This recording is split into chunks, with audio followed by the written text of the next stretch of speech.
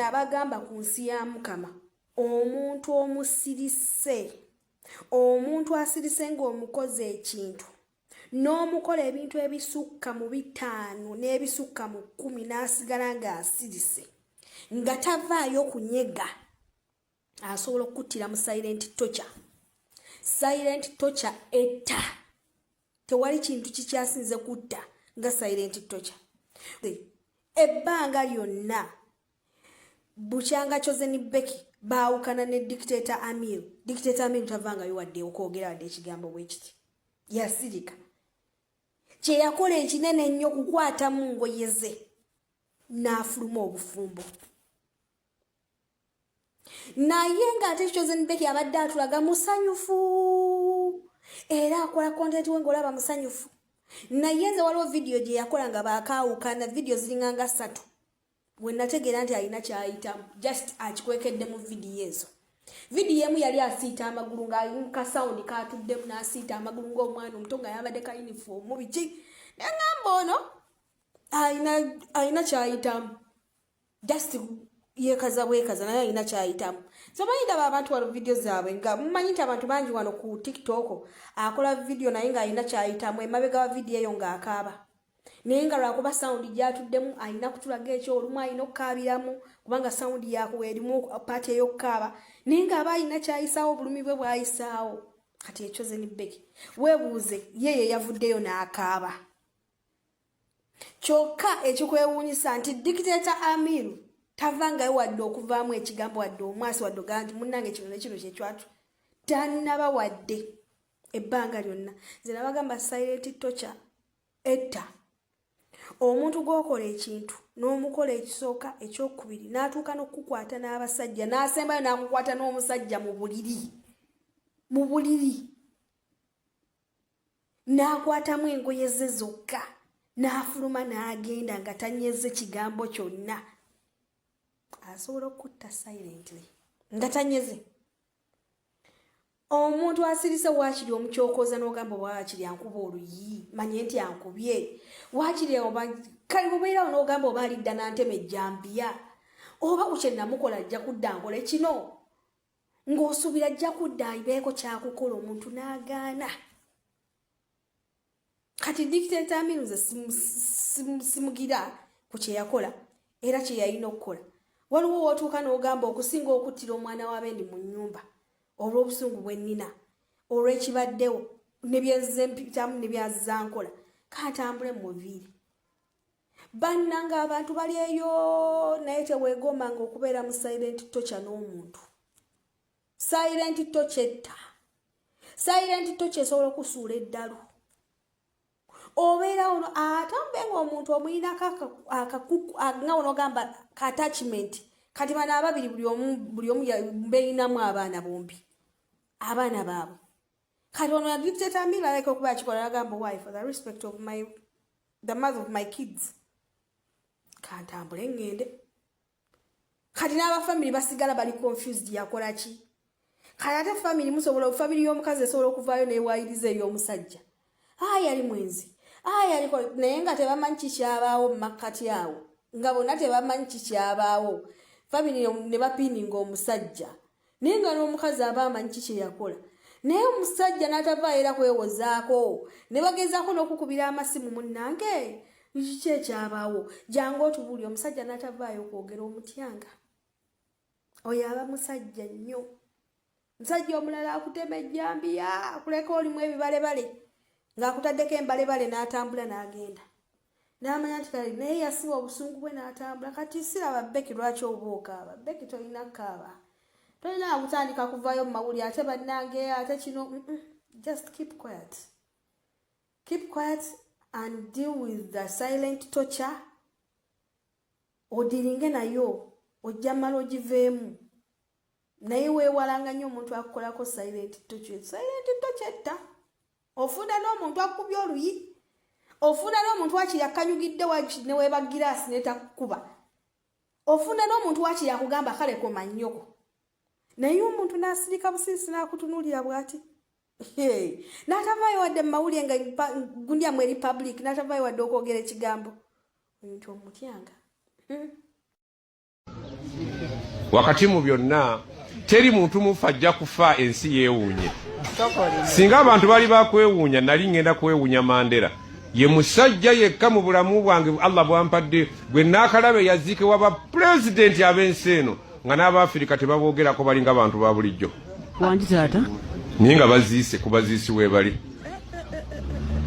naye nga teri abamanyi nti baziise, naye nga bonna bagenze buli omu yakomawo oba pulezidenti bo n'abufulira mu nsi ye. Olaba Mandela agenda baga olaba egoba w'ekiwempe, embwa bw'olaba egoba yeetisse ekiwempe bw'oyisaawo eddiba. Abamu baali bamutawaana mu mbuto z'abanyaabwe ne mu kuzaala ne babeera bamutawaana baasalayo basale ne bajja na wano ku nsi ne bafuuka bomutawaana ne basala bannaabwe nga bwe baasala abanyaabwe.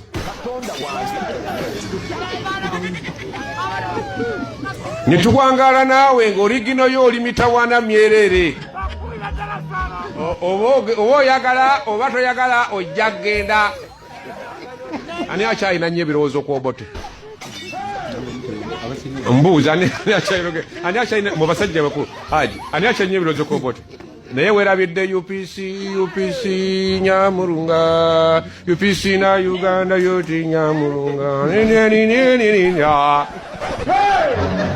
Ka'allam yakun. Khalas. Ani akyajjukira Amin ya jamaa, Allahumma ghafir lahu warhamhu. Mulembe gwani guno.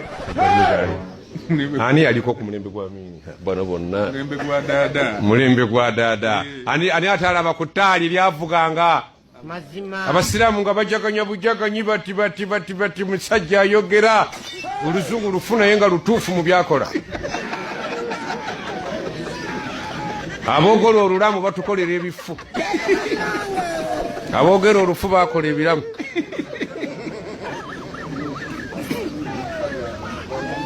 Naffe bwe tujja okubeera nga batunyumyako bunyumya nti yaliwo. Lumu muganda wange enjuki zaakola olukuŋŋaana ku muti. Kera okunyumiza abantu kasitoola zonna ebbendo seeka lyonna lyatwala. Enjuki za Uganda zaafuna omuti omunene ne zikola meeting parliament nga zaagala okwekolera amateeka. Ne zimalako omwezi mulamba. Ziteesa, zirwana, zikuba obutebe nga ba MP. Naye bwe zaali zituuse mu ssaawa eyabuka, sipiika n'agamba enjuki nti bannange nteesa nti wabeewo munnaffe agamba omuyembe guno nti gwenywezi tugenda kubuuka. Kuba tuyinza ffenna okugenda omulundi ogumu olw'essanyu ly'okudda eka ne tuleka nga gugudde ate nga gutubisizza bulungi. Enjuki emu n'eyogera n'omuyembe nti Honorable Oweekitiibwa Muyembe nti yes, tubadde wano okumala omwezi mulamba nti essebo naye twagala onywere, twagala kubuuka buli omu addaka. Omuyembe ne gugamba enjuki nti simanyanga nako nti bulijjo kwe muli. Simanyanga nako nti bulijjo mukola ki? Oba mugenda oba temugenda. Allahu akbar. Naawe bw'ofaanana ensi temanyangako nti ogiriko era tejja kumanya nti bagisimyeko kuteekayo gwe. Ebyo ebibanja by'olimu n'owetaawe wakaawo n'ogenda n'otula mu ntebe n'olya by'olidde, wajja kubaawo abalala abasulawo ng'ate si baana bo yadde bazzukulu bo. Ng'ensi yasulwamu dda, wayinza n'okuba wayisamba y'ebikajjo. Ng'ensi Allah yagisikiza abaddu be. Naye wallahi nga teri amanyi nti twayitako wano. Tewajja na kintu kikyate era kyotwala. manyi gampette. Naam, nawuliddemu bajje mufti wa Uganda ng'ayasama agamba nti basseeka abavuma tebalina kutuwa abaana baabwe ba buwala na kubasomesa. Njagala okugamba ebigambo bino mufti Mubajje Shaabani Mubajje omubbi oyo nti nze siina kyenjagaza abaana be, abaana abayigiriza bubbi na bulyanke na bukumpanya. Owasa omuwala wa Mubajje n'omutuuse waka n'akusiba ebintu byonna n'abitwala. Abasiraamu eggwanga lyonna mulina okuvaayo muvumirire obubbi bwa Mubajje na Mubajje kikyayagaza obusiraamu. Ayinza okuba sina musiraamu, Mufti Shabani Ramadhani Mubajje eyatunda omuzikiti gw'Obusiraamu bukyaba mulonda mu mwaka gwa 2000 tavangako naye alinga Museveni. Mufti Shabani Ramadhani Mubajje Allah oli mugambo otya ya Rabbi kuba liko toli mukafiri nti abakafiri be bali gamente okufate kuliyo negwo omusajja omusiraamu amanyito ogenda kufa ya Rabbi nga n'essanda ze tukutungira tetukuteerako wadde ensawo ofaaki n'enseno olyoka okwata ebintu by'Obusiraamu obitunde olwaleero yasaambirire embuzi mu kigambe situyina ze sina kyenjagaza bawala ba Mubajje ntegerekeka Mubajje yatunda ebintu by'Obusiraamu byonna bitunze Obusiraamu twagenda okulayiza Mubazze mu mwaka gwa 2000 yasanga Obusiraamu bugagga olwaliro buli kintu kya Busiraamu akitunze olwaliro buli kintu kya Busiraamu akitunze olwaliro buli kintu kya Busiraamu akitunze basheikhe abawalimu wallahi nyakubatabukira kyekiseera muveyo muvumirire ebikola bya Mubajje naddiro tuteekako mufti omupya ffe mu Busiraamu tulonda ne tukyusa tuba na mukulembeze tetuba na mufuzi naye engeri nga bweri gavumenti ya Museveni nti ewagirwa Mubajje yensonga lwaki Mubajje atatubaddeko njagala okukunga Abasiraamu mu ggwanga ze khutubajje njagala mutambuze ze khutubajje njagala mwogere ku bikolobero bya Mubajje nti kikyamu okutunda ebintu by'Obusiraamu kikyamu okutunda omuzikiti kikyamu Mubajje kyakola okubeera nga atunda ebintu by'Obusiraamu byasangawo olwaira ayasama namuulabye nga ayasaamirira mbu baseeka abali ku TikTok abavuma temulina bbawa abaana baabwe kubawasa Mubajje tetulina kye twagaza abaana bo kubanga abaana tolina ky'obatendesa okuggyako okubba tolina ky'otendese baana na ggwanga lyonna twagala ofooveewo ya Rabbi tulonde omukulembeze omulala mu Busiraamu tuba na mukulembeze tetuba na mufuzi. Barakallahu fiikum. They say I'm a dictator, but I don't know how I dictate. I must be one of the best dictators in the world.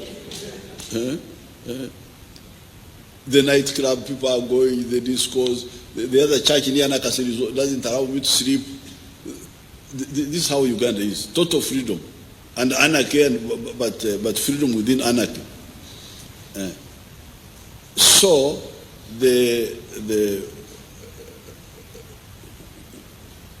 we shall not panic, we shall not interfere with people's freedom, but we shall get these people. Get them without roadblocks, without banning borders. No, we shall get them.